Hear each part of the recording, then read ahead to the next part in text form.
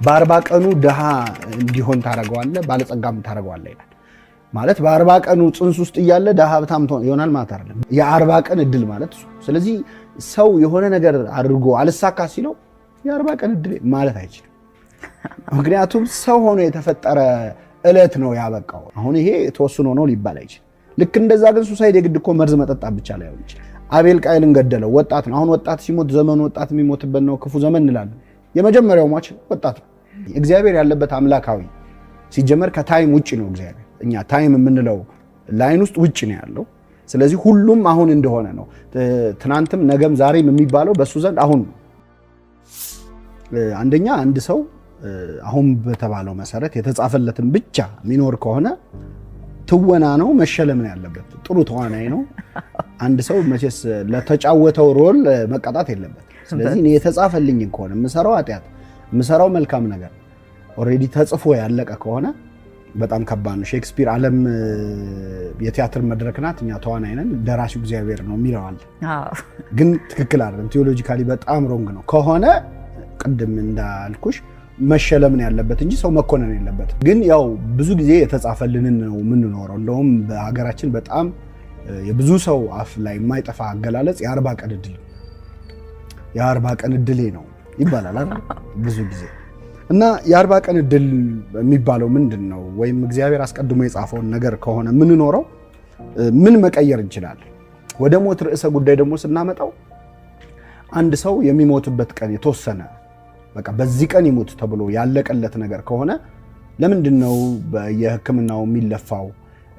አንድን ሰው ትሪት ለማድረግ ለመርዳት የሚሞከርበት ምክንያት ምንድን ነው? ልፋቱ ምንድን ነው? ዞሮ ያለቀለት ጉዳይ ከሆነ ስለዚህ አብዛኞቹ ህይወትን ለማስቀጠል የሚደረጉ ትግሎች በሙሉ ትርጉም አልባ ይሆናሉ።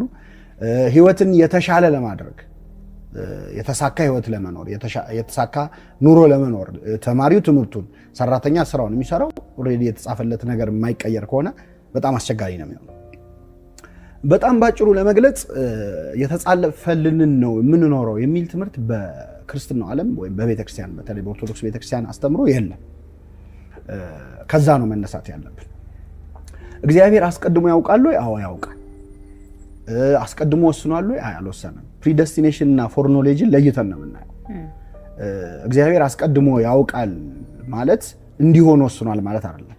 የሚያውቀው ስለወሰነ ሳይሆን የሚሆነው ያወቀው ስለሚሆን ነው። ለምሳሌ አሁን አንድ ሐኪም የዛሬ ወር አንድ በሽተኛ ይሞታል ቢል እንደተባለው በወሩ ቢሞት አንተ ገደልከው አይባልም።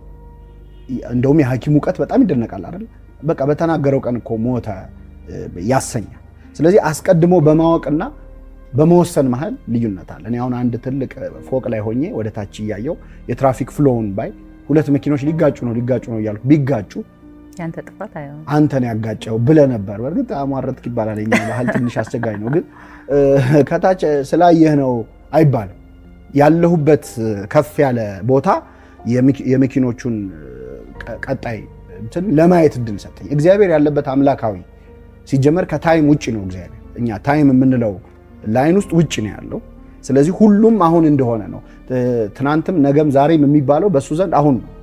ስለዚህ የሱ የሚሆነውን የማየት የማወቅን ጉዳይ ከመወሰን ጋር ልክ አሁን እኔ ያየሁት ፊልም ለምሳሌ የሆነ ፊልም እየታየ ቀድሜ ያየሁት ነው ልበልሽ፣ አንቺ አላየሽው። ይሄ ፊልም እንደዚህ ነው የሚሆነው ስል ቢሆን አንተ ስላልክ ነው የሚሆነው አይባልም። ቀድሞ የማየቴ ነገር ነው እና ማወቅንና መወሰንን ለይተን ነው አንደኛው። ከዛ ውጪ ምድር ላይ የሚሆኑት ነገሮች ለምሳሌ 40 ቀን እድል ይባላል አይደል? የ40 ቀን እድል በነገራችን ላይ በሃይማኖቱም በሳይንሱም በጣም የሚደገፍ ጽንሰ ሐሳብ ምንድነው? አንድ ልጅ ሲጸነስ 40 ቀን ሲሞላው በሳይንሱ ደግሞ 8 ሳምንት ሲሞላው ሙሉ አካሉ ያልቃል ማለት ሁሉም ኦርጋኖቹ ተሟልቶ ልጁ አድጎ ሁሉም አካል ሁለት እጅ፣ ሁለት አይን፣ ሁለት እግር የሚለው ሁሉ ነገር ይኖረዋል።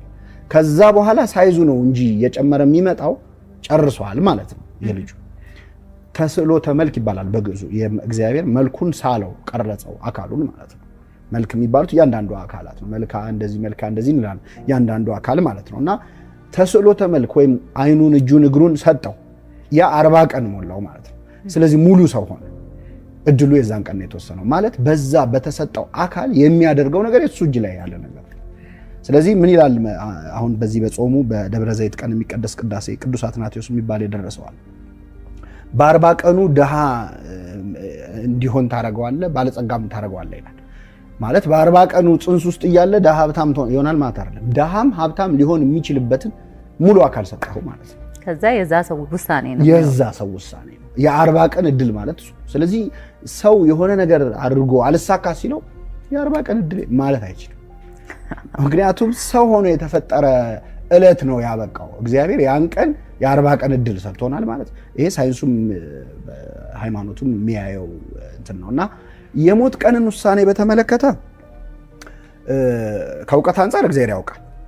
ከዛ ውጭ ግን ኮንዲሽናል የሆነ እንደሆነ ራሱ እግዚአብሔር ሁኔታው ታይቶ እንደሆነ የሚያሳዩ በጣም ብዙ መጽሐፍ ቅዱሳዊ ጥቅሶች አሉ። ለምሳሌ ሁሉም የሚያውቀው ጥቅስ በምድር ላይ እድሜህ እንዲረዝም እናትና አባትን አክብር፣ መልካምም እንዲሆንልህ እድሜህ እንዲረዝም እናትና አባትን አክብር ይላል። ኮንዲሽናል ውሳኔ ነው ማለት ነው። የኔ እድሜ እግዚአብሔር እድሜን እናትና አባቴን በማክበሬና ባለማክበሬ ላይ ያስቀምጦታል። እንደውም ከነ ዝርዝሩ ነው። በምድር ላይ እድሜህ እንዲረዝም አንድ፣ ከዛ ደግሞ መልካም እንዲሆንልህ። አንዳንዴ እድሜ ረዝሞ በጣም ሊታመም ሊሰቃይ ይችላል ሰው አይደለ ባጠረልኝ እስኪል። ስለዚህ ሲሰጥ ምንድነው ያለው? እድሜህ እንዲረዝምና መልካም እንዲሆንልህ፣ መርዘሙም የመልካም እንዲሆንልህ እናትና አባትን አክብር። እንደዚህ በምድር ላይ ህይወታችሁ ይረዝም ዘንድ ትእዛዜን ጠብቁ። በጣም ብዙ ቦታዎች አሉ። ስለዚህ እድሜን ኮንዲሽናል አድርጎታል ማለት ነው። ከተወሰነለት እድሜም በታች እግዚአብሔር እንዲኖር እየፈለገው ሊያጥር ይችላል ሰው። ለምሳሌ ዳዊት ሲጸልይ ይላል በዘመኔ እኩሌታ አትውሰደኝ ይላል። በእድሜ እኩሌታ አትውሰደኝ ማለት አንተ እንድኖር ያሰብከው አለ፣ ግን በእኔ ምክንያት አታቋርጠው ይላል። እና አንዳንዴ ሰው በራሱ ምክንያት ሊያሳጥረው ይችላል እስከ ሱሳይድ እስከማድረግ ድረስ ማለት ነው። ሱሳይድ ማድረግ ለጊዜያዊ ችግር ዘላቂ መፍትሄ ነው፣ ራስን ማጥፋት ማለት ነው። አሁን ይሄ ተወስኖ ነው ሊባል አይችልም። ልክ እንደዛ ግን ሱሳይድ የግድ መርዝ መጠጣት ብቻ ላይሆን ይችላል። አንድ ሰው በሱስም ግራጁዋል የሆነ ሱሳይድ አለ ማለት ቀስ ብሎ ራሱን እየጎዳ የሚመጣበት ሊሆን ይችላል። ስለዚህ እነዚህን የሞት ቀንን ክፍት ነው ያደረገው እግዚአብሔር ነው። ሊረዝም ይችላል፣ ሊያጥር ይችላል እንጂ ያቺ ቀን ምን ብለዋለች? በጣም ደስ የሚል ቃል ወንድሟ ሞቶ ጌታ ሆይ አንተ በዚህ ኖረ ቢሆን ወንድሜ ባልሞተ ነበር ብለዋለች ለክርስቶስ። በእርግጥ ክርስቶስ በዚህ ኖረ አይባል፣ እሱ በሁሉ የሞላ አምላክ ነው። ግን አንዳንዴ እንዲህ ተደርጎ ቢሆን ኖሮ እንዲያርጌ ቢሆን ኖሮ ብሎ ሰው ይጸጸታል፣ በጣም ይጎዳል፣ ይሰበራል። የተወሰነ ነው ሲባል የሚጽናናም ሰው አለ። በከፊላው እግዚአብሔር ሲጀመር እግዚአብሔር ይገድላል እግዚአብሔር ያድናል ብላለች ሐና የምትባል ነብይት ስትጸልይ። መግደልም ማዳንም የሱ ስልጣን ነው፣ እሱ እናምናለን። ግን ምድር ላይ በምንቆየው ቆይታ እና ባኗኗራችን ምክንያት የምንኖርበትን ጊዜ ልናረዝመው ልናሳጥረው እንችላለን። በመልካምነትም ሊያጥር ይችላል። በነገራችን ላይ የውሳኔው እግዚአብሔር ስለሆነ ለምሳሌ በክፋትም በመልካምነትም ያጥራል። በክፋት ሲሆን ለምሳሌ ፈርዖንን በጣም ጨካኝ ንጉስ ነው ፈርዖን እና ፈርዖንን በኤርትራ ባህር ያሰጠመ ምሕረቱ ለዘላለም ነውና ይላል ዳዊት ሲጸልይ። እስቲ ባህር ውስጥ ከቶ ምሕረት አለ ወይ? ምንድነው ፈርዖን ቢቆይ ገና ህዝብ ይጨርሳል። ስለዚህ ለዚህ ሰውዬ እድሜው ማጠር የእግዚአብሔር ምሕረት አካል ሆነ።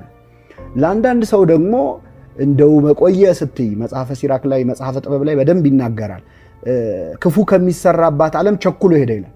አንዳንዴ ሰው በጣም ጥሩ ማንነት ኖሮት በጣም በቃ በሰው የተወደደ ሆኖ ምናልባት 1-5 ዓመት ቢጨምር የነበረውን ጥሩ ነገር ሁሉ አበላሽቶ ይሄድ ከሆነ መንገዱን ያውቃልና እግዚአብሔር ወስዶ ይችላል። ክፉ ከሚደረግባት ዓለም ቸኩሎ ሄደ የሚለው ይሄንን ነው። የራሱን ሰዎች ወሰደ ምናምን ሲባል የምትሰሚው ማለት ነውና ደጋግ ሰዎች አይበረክቱም ይባላል። ለምሳሌ ሊበረክትም ይችላል። እነ ማቱሳላ 900 ዓመት የኖሩት ደጋግ ሰዎች ናቸው። ክፉ ሰዎች አረ ማለት በአንድ ቃል ዲፋይል ታደርጊው አትችልም። አቤል ቃየልን ገደለው፣ ወጣት ነው። አሁን ወጣት ሲሞት ዘመኑ ወጣት የሚሞትበት ነው፣ ክፉ ዘመን እንላለን። የመጀመሪያው ሟች ወጣት ነው። ስለዚህ እሱ በየትኛውም እድሜ ሊጠራ ይችላል። እንግዲህ የፈጣሪን አዋቂነት አሁን እኛ በነገራችን ላይ ስለሞት የምናደርገው ዲስከሽን ማለት ምን እንደሆነ ታውቂያለሽ? ሆድ ውስጥ ያሉ ለምሳሌ መንታ ህፃናት ስለዚህ ምድር ቢያወሩ እስቲ እንዴት ነው ወተን ስለማያውቁት ነገር ማለት ነው። እና እንደው ማለት በተጻፉልን እውነታዎች ተመስርተን እንፍጨረጨር ይሆናል እንጂ አብዛኛው በሞት የሚመለስ ጥያቄ አለ። አንድ ብፁዕ ቅዱስ አቡነ ሽኖዳ የሚባሉ የግብጽ ፓትርያርክ አንድ ልጅ ነፍስ ስትወጣ እንዴት ነው ብሎ ጠየቃቸውና አልሞከርኩትማ እና አንዳንዴ ሞክረን የምናውቀው ነገር አለ ማለት ነው። ቅዱስ ጳውሎስም አሁን እውቀት ከፍዬ አውቃለሁ በኋላ ግን እኔ እንደታወቅኩ አውቃለሁ ይላል። የበለጠ ኤክስፒሪየንስ ስታረጊው የሚገባሽ እውነት ያለው በተለይ ሞት ላይ ያም ሆነ ግን እንደዛ